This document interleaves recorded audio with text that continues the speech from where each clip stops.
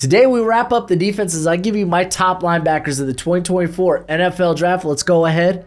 Get this sucker started with number 10, J.D. Bertrand out of Notre Dame, coming in at 6'1", 233 pounds. And this 10 spot was really hotly contested for me.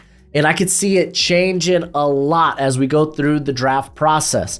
Ultimately, though, I settled on J.D. because of, well, one, experience. This guy's been a starter since 2021. He also brings a lot of special team experience with him. And two, he just plays the position how you want the position to be played. He will never find himself out of position. He will put himself at the right place at the right time to be able to make a play either on the ball or on the ball carrier. Like constantly, he is beating blockers to the spot to make plays on ball carriers. And I think he does a really good job in zone coverage. I really do. He does a great job communicating to everybody where they need to be pre-snap. And he knows when to hand off pass catchers or when to barrel down on them. He knows when they are entering and leaving his zone. I don't want him in man coverage because he's got very limited athletic tools. He really does.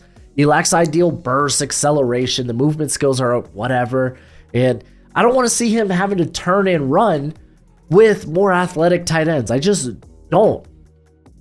And you know what? If he gets tangled up in engagement, like he doesn't have like the best like stack and shed ability, but at the end of the day, man, he does a good job of like navigating through traffic to get to ball carriers. He's just like very solid. I see him being part of an NFL roster 10 years down the line. At number 9, I got Jaylan Ford out of Texas. Horns up, baby. Coming in at 6'3", 242 pounds. He has been a starter the last 3 years as well. He was a first-team All-Big 12 this past season. And the dude's a plus athlete. He's got a great feel for the position. He's a good downhill defender, brings just a hard-hitting style, and he shows the quicks to get in position and meet ball carriers before they get to that second level. He's got a good nose for the football as well, as he has had 4 interceptions, 3 forced fumbles, and 2 pass breakups. I think that's over the last 2 seasons, so phenomenal numbers there.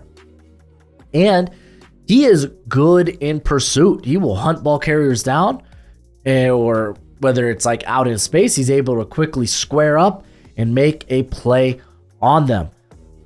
I will say sometimes he gets caught, and when he's in coverage, looking in the backfield and maybe buy into the quarterback's eye candy or just not aware of when people get behind him and whatnot. He's a good athlete. Won't say he's a great one. Like he doesn't have like ideal closing speed when running down ball carriers toward the sideline. And while he does a solid enough job as a tackler, he does occasionally slip off tackles. But at the end of the day, man, I'm a pretty big fan. I think he's got a good enough nose for the football to be a pretty good like zone heavy middle linebacker, Mike linebacker. At number 8, I got Tommy Eichenberg out of Ohio State, coming in at 6'2", 239 pounds.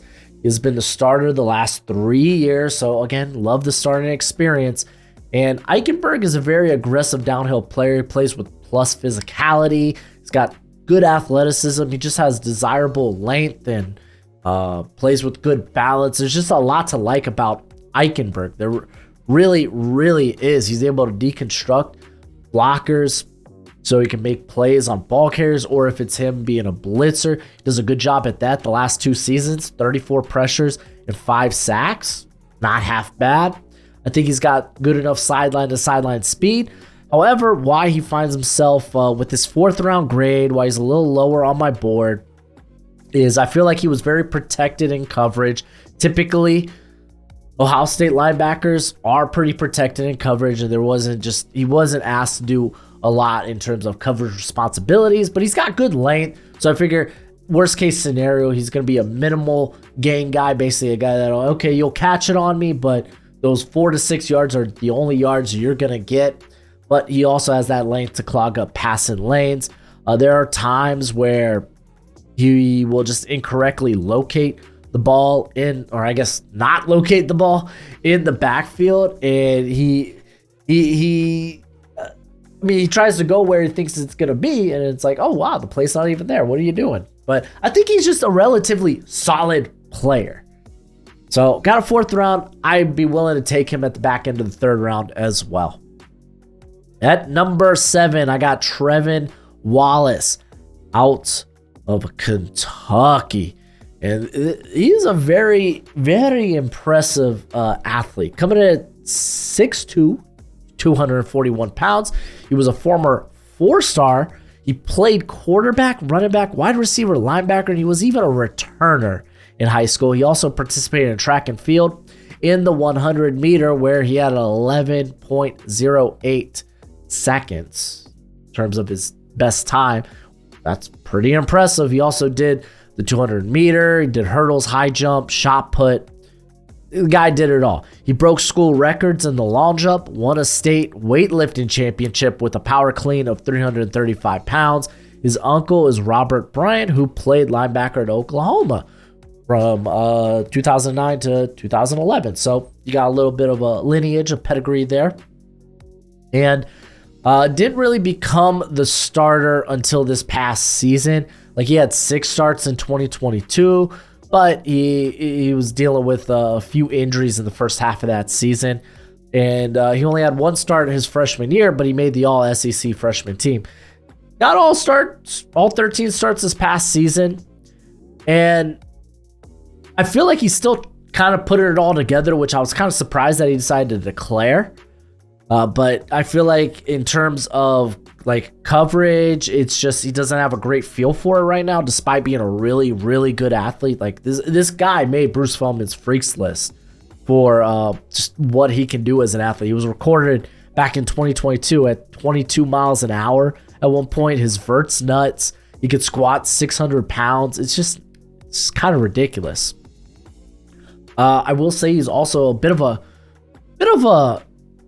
car wreck type of tackler. What I mean is he wants to lay devastating hits, but sometimes he either doesn't hit them with like clean enough contact, or he just misses them altogether. The missed tackle rate this year was a bit down, 11.6 missed tackle rate, but that is something I noticed. I feel like you might see a bit more missed tackles early on in his NFL career. But the athleticism's insane. He's a very ferocious blitzer as well. A guy that can line up in the slot. He could wear a lot of hats for your defense early on. But maybe you don't want him to do that because you want him to, hey, we want you to be a traditional linebacker. So let's not move you all around. Let's get you just good at this first. So I don't know. It's going to be interesting. I think early on, just have him be like kind of a downhill will linebacker. But I feel like he's definitely someone that's not going to be able to start early in his career. But his traits are freaking nuts. They really, really are. Before we get into number 6, though, you want to learn more about these prospects? I got good news for you. I bring the good news, and the good news is I have a draft guide. Listen, I know you love the NFL draft as much as I do, and you're going to want a nice hefty watch list of players during this college football season. Well, go ahead, check out my draft guide. You can purchase it for only $30 by Venmoing or PayPaling me. Links in the description. It's a one-time payment, and you get it for this whole draft cycle and forever and always, technically. It's a Google spreadsheet, so send me your email when you send the payment. I'll get you hooked up. You will see my current prospect rankings and big board, my full evals. And guess what? It updates throughout the whole draft cycle. So it's a great purchase, and it's a great way to support the channel. At number 6, I got Marist Liufau out of Notre Dame. We got another one of them on the list. Look at that. Coming in at 6'2", 239 pounds. And this dude plays with his hair on fire. And he has got great hair. Let me tell you. He truly, truly does. But he's got a good compact build. And he has put on significant muscle since arriving. He'll be wearing that kind of like crop top jersey to show off just abs that you could probably grade cheese off of. Yes, I'm being serious. they're that impressive. But he's also like he flies around the field. He brings a different level of physicality to this position. He plays with a lot of power in the hands, and he just plays with a lot of intensity. And this is showing up most as a pass rusher, where he had 26 pressures this past season and 5 sacks. Unfortunately, that aggressive nature has lent itself to, missed tackles, 18.9 missed tackle rate. Kind of not great. But, I mean, you love the aggressiveness. You love the physicality. Maybe reel it back a little bit.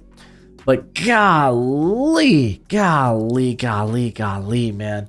Like, I think you could legit get him as like a sub package blitzer, or like you want to take advantage of what he brings to the table as a blitzer, because he has been that darn good at it. He truly has. I still think he's work in progress when it comes to how he plays in coverage and whatnot, but he has the athleticism to be a game changer. And I feel like once that clicks for him, then we're talking like you could have one hell of a starter on your hands. That's why he sneaks into this 3rd round grade for me. Someone that I think you don't really think about till maybe like pick 80 to 90. Not 80 to 100 is probably about his range for me. But he definitely had probably some of the most fun tape to watch. At number 5, I have Cedric Gray out of North Carolina, coming in at 6'2", 235 pounds, and had once again another solid year there for the Tar Heels, where he was once again another first-team All-ACC. And this dude, I think he moves really well. Like, he reads and reacts well. His change of direction is pretty darn solid. And I think he's at his best probably when playing in zone coverage, really, because it allows him to read the quarterback and go and make plays on the ball. He had 3 pass breakups this past season, along with an interception, and he's actually been pretty fruitful in terms of just ball skills. Like, he has had 6 forced fumbles, 7 pass breakups, 3 interceptions the last 3 seasons. It's hella good. His hands very violent, especially on contact. He knows how to keep his pads clean as a blitzer, and a guy that has very little bad weight on him. Like, not saying he's jacked to the gill, but he's pretty toned up. So a guy that honestly could put more weight on if you want him to, but he plays pretty big for his size, and his size ain't even all that bad. It really, really isn't. I mean, I do question his physicality. Like, this is a guy that's always around always around the football. But when it comes to having to take on blockers, or maybe in coverage, bigger, more physical receivers, it's kind of a little sus. It's kind of a little sus. Like, that's why I don't like him in like a man heavy scheme. It's just there's sometimes where like he just gets caught flat-footed, and he just kind of gives separation to quicker, more explosive receiving targets. Pardon me, but like, all in all, man, we're dealing with I think a really good prospect. I don't see him getting out of day 2. I really don't. And if he does, man, that's a hell of a bargain I think you're gonna get on day 3, early day 3.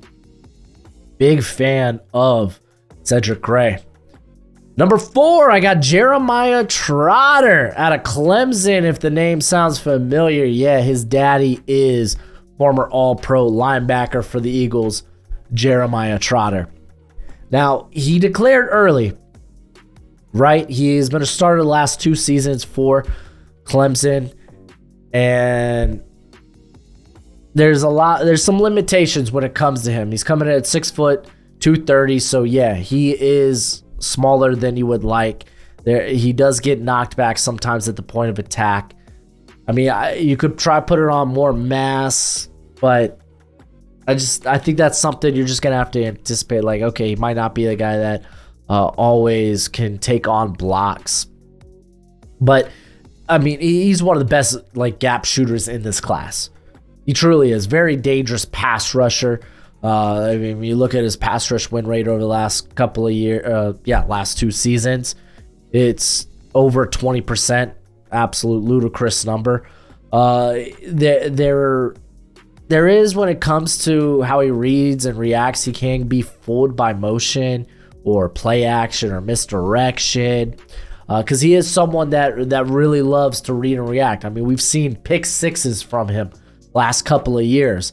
A guy that is literally able to make a play and take it the other way for 6. So there is a negative to that, where it just turns into a big coverage bust. But I think he's got a natural feel for the position and how to get around blocks, how to use his hands. He's been a sure tackler for the most part through his career. Plays well out in space and just clicks and closes pretty quickly, and he's able to make these splash plays. Like, I think he's a guy worth taking in like the top 80, top 75. He's one of the younger guys in this class. He won't be 21 until the beginning of his rookie year. And I got him here as linebacker 4. But before we get to my top 3, what's crack-a-lackin'? It's your boy Broshmo.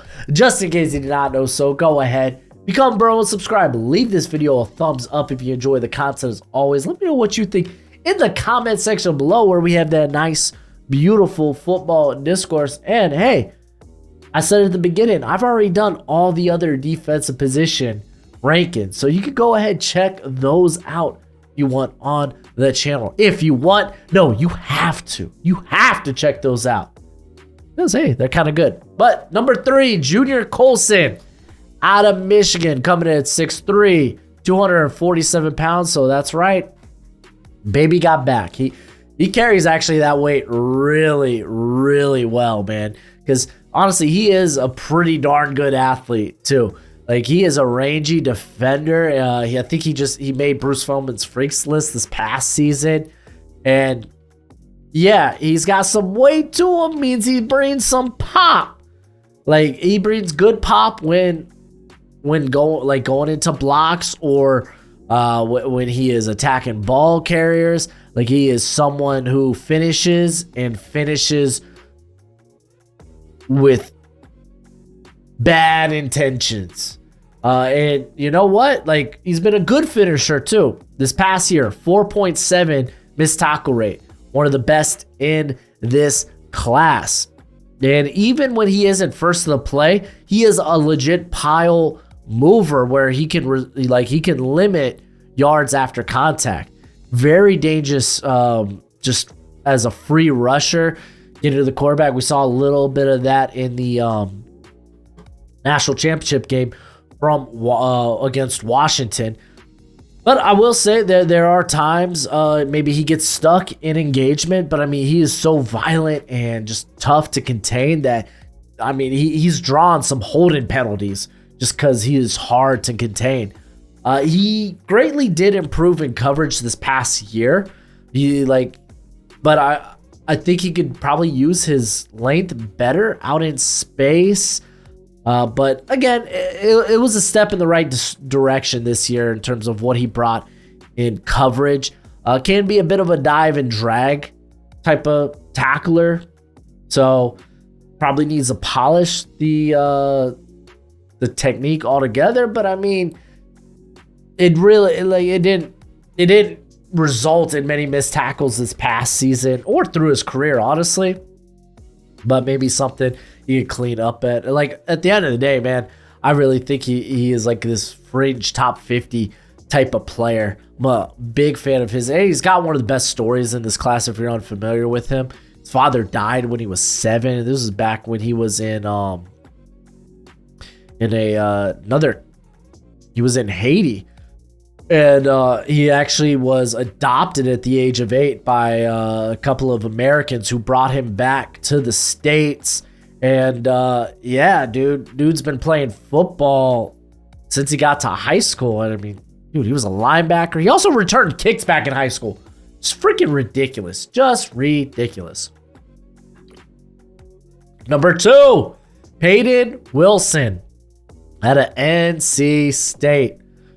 Let's first talk about some of the question marks with him, because probably should be a first rounder, but there's good reason why he isn't. So he's coming in at 6'4", 238 pounds.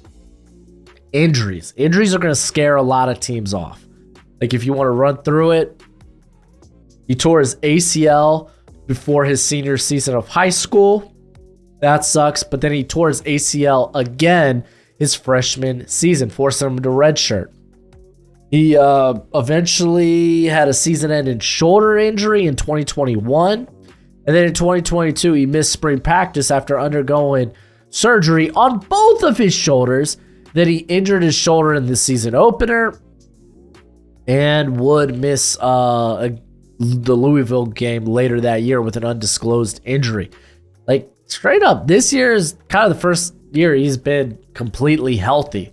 So there's going to be worries about the ACL. There are going to be worries about the shoulder. He's basically the Michael Penix of the defense. So there are going to be questions about his durability and availability in the NFL. He plays with a violent mentality, and it has caused some missed tackles, though I think he's done a good job of cleaning that up this year.